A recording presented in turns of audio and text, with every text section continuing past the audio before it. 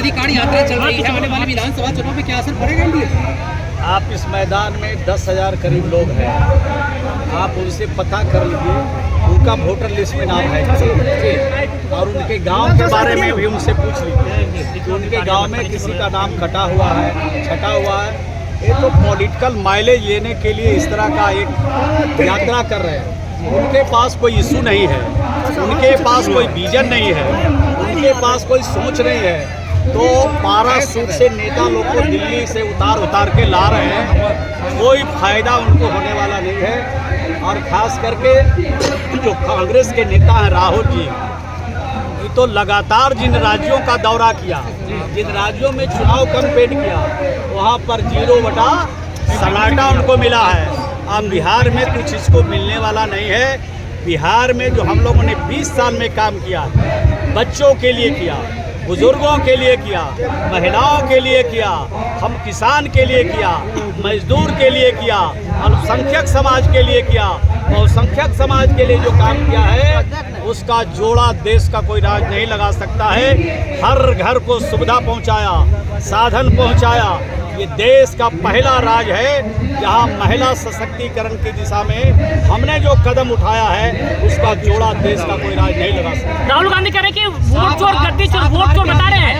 राहुल गांधी सरकार वोट चोर गद्दी चोर, वोट चोर गद्दी चोर का नारा लगातार दे रहे हैं। जो जिनको हम लोग के बात से खुशी होती है वो जिंदाबाद करता है, और जिनको हमारी बात से नाराजगी होगी वो हमारा जिंदाबाद कैसे करेगा? आप तो पीड़ित परिवार की बात करने गए थे ना, फिर भी आपके साथ आप सोच लीजिए कि कोई पीड़ित परिवार से मिलने जाता हो और वहाँ लोग मिल के व्यवधान पैदा करते हो और इस तरह का कृत्य करते हो, ये साजिश समझा जाए। ये विरोधी जो लोग हैं, इस तरह के साजिश करके जो लोग हताहत हैं, जो लोग दुर्घटना में जिनकी मौत, उनके परिवार को संतावना देने भी नहीं देने जाता है, तो इस प्रकार के लोग कृत्य करने वाले लोग को समाज कभी माफ नहीं करेगा।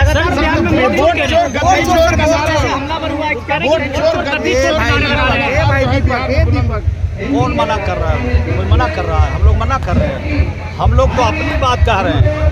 अगर किसी को 400 से 1100 हुआ, अगर उनके मन में खुशी है तो वोट डालिए। अगर 125 यूनिट बिजली फ्री हुआ, आपको अगर खुशी है तो वोट डालिए। आपको अगर लगता है कि महिलाओं को अगर हम लोगों ने सशक्त बनाया, किसी की बेटियों को साइकिल दिया, किसी की बेटियों को पोशाक दिया, किसी के बेटे को हमने साइकिल दिया, 10,000 का प्रोत्साहन दिया, 25,000 और 50,000 का प्रोत्साहन राशि उन बेटियों को पढ़ने में अगर दिया, उनको बेहतर लगता है तो एनडीओ को चुने।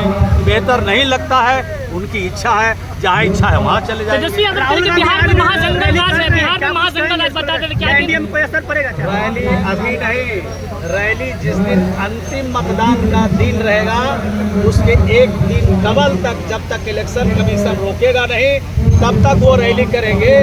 दिल्ली में भी उन्होंने रैली किया, दूसरे राज्यों में, हरियाणा में किया, पंजाब में किया।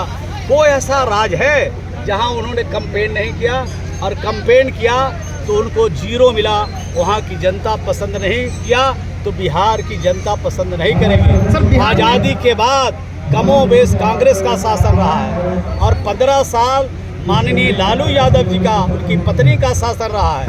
तो ये कमोबेश जो शासन किया देश में और राज्यों में, उससे बिहार की जनता का अपमान हुआ। बिहारी कहलाना अपमान का विषय था, आज बिहारी कहलाना स्वाभिमान का विषय है। आप पत्रकार को भी सुनने में अच्छा लगता होगा। आप लोग भी जहाँ जाइएगा तो आप भी सीना तान के चलिएगा कि बिहार से आए हैं। नहीं तो पत्रकार से लेके जनता, जनता से लेके विद्यार्थी, विद्यार्थी से लेके नेता कहता था बीबीसी घोटाला के प्रदेश में चलते हैं, अपहरण के प्रदेश में चलते हैं। आज स्वाभिमान के साथ बिहारी कहलाना स्वाभिमान का विषय है। इस स्वाभिमान के साथ बिहार के लोग आगे बढ़ रहे हैं। धन्यवाद। एनडीए के नेताओं पर लगातार हमला हो रहे हैं।